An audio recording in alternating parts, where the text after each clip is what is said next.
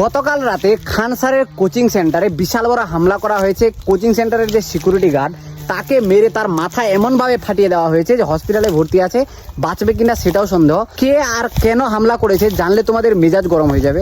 খান sir স্পষ্টভাবে বলছেন যে খান স্যার কোচিং সেন্টারের পাশে যে আরও একটা কোচিং সেন্টার আছে তারাই নাকি হামলা চালিয়েছে। হামলা করার কারণ হচ্ছে যে খান স্যার এত কম ফিসে কেন পড়াবে, মানে 1300 টাকায় জাস্ট কেন পড়াবে, আর খান স্যারের কোচিং সেন্টার থেকে কিভাবে এত হাজার হাজার জন স্টুডেন্ট ভালো রেজাল্ট করে ভালো ভালো চাকরি পাচ্ছে। তো সেই জন্যই নাকি খান স্যারের পাশের যে কোচিং সেন্টার আছে তারা হামলা চালিয়েছে। তো এখানে আরেকটা ব্যাপার আছে যে খান স্যার কালকে নিউজে বলছিলেন যে তার সেন্টারে হামলা তো চালিয়েছে, ইট দিয়ে সবকিছু ভেঙেছে, লাঠি দিয়ে ভেঙেছে, সাথে 8 থেকে 10 রাউন্ড ফায়ারিং খান স্যার নাকি নিজের চোখে দেখেছেন।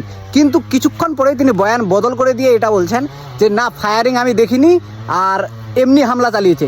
আর পুলিশও কনফার্ম করেছে যে ফায়ারিং হয়নি, এমনি হামলা চালিয়েছে, সিকিউরিটি গার্ডকে প্রচুর মেরেছে। আর আরও আপনারা জানেন যে কয়েক মাস আগে খান স্যারের সেই কোচিং সেন্টারের সামনের গলিতে বোম পড়েছিল। সমাজের যেন গরিব মানুষরাও কম পয়সায় ভালোভাবে পড়াশোনা করতে পারে সেই জন্য খান স্যার কম ফিসে এইরকম পড়াচ্ছেন। আর এটার জন্য তার উপর যে বারবার এইরকম তার কোচিং সেন্টারের উপর হামলা করা হচ্ছে, এটা কি ঠিক করা হচ্ছে? আপনারা কমেন্টে জানান। আর ভিডিওটা বেশি বেশি করে শেয়ার করুন সবার সঙ্গে, যেন খান স্যারের এই নিউজটা সবাই জানতে পারে।